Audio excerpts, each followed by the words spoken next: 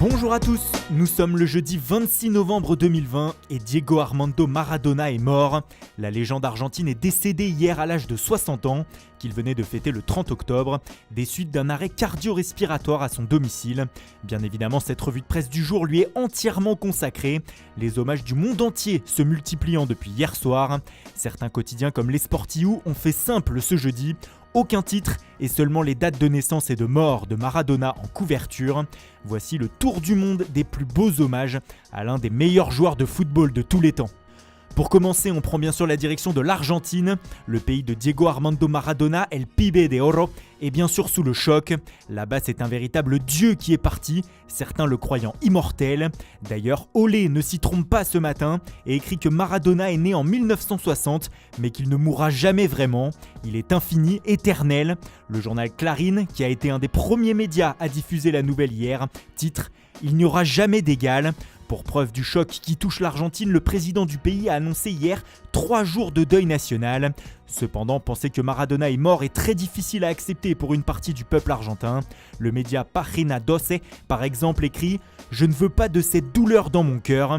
La Nation remercie ce jeudi son champion, lui qui est parti des quartiers pauvres de Buenos Aires pour arriver au sommet du football mondial. C'est même tout le continent américain qui est en deuil aujourd'hui. Le journal brésilien Extra dit adieu à un génie ce matin, pendant que le média hondurien Diez résume parfaitement la situation. Maradona est mort, c'est un deuil mondial. Choc en Argentine et dans le monde entier, plus précisément bien sûr à Naples où Maradona est l'égal de Dieu là-bas. Le journal local Il Mattino dit merci au roi du calcio ce matin. Rappelons qu'avant l'arrivée du célèbre numéro 10 à Naples, cette équipe n'avait jamais remporté le Scudetto. Avec El Pibe de Oro, le Napoli l'a remporté 2 fois, allant même jusqu'à soulever la Coupe de l'UEFA en 1989. Pour la Gazzetta dello Sport, c'est le dieu du calcio qui s'en est allé. Le journal au papier rose reprend les premiers mots d'une célèbre chanson à la gloire de Maradona. « Ho visto Maradona », j'ai vu Maradona. Et pour beaucoup d'Italiens, voir Dieu leur est resté gravé à jamais. Hommage aussi en Catalogne où Maradona a joué pendant 2 saisons sous les couleurs du FC Barcelone.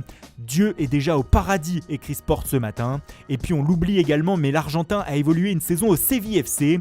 Pour le journal local Estadio Deportivo, il sera éternellement Dieu en Andalousie et ailleurs. Les hommages à Maradona ne se cantonnent pas aux régions où il a joué ou à l'Argentine. C'est toute la presse du monde entier qui a sorti ses plus beaux habits ce matin pour rendre grâce à celui qui a fait tant rêver les fans de foot.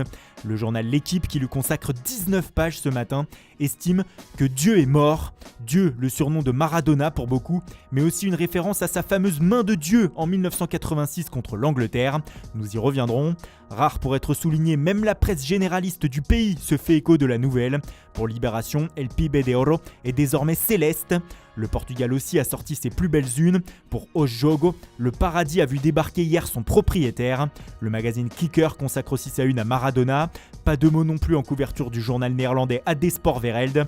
Pour le journal belge Het Nieuwsblad, il faut souligner que Maradona est surtout immortel.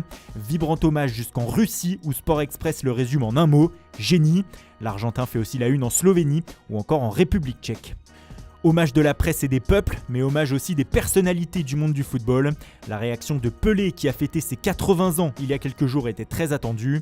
Et le roi a rendu hommage à Dieu en déclarant « Le monde a perdu une légende », une phrase qui s'affiche sur la magnifique une du Daily Telegraph ce matin.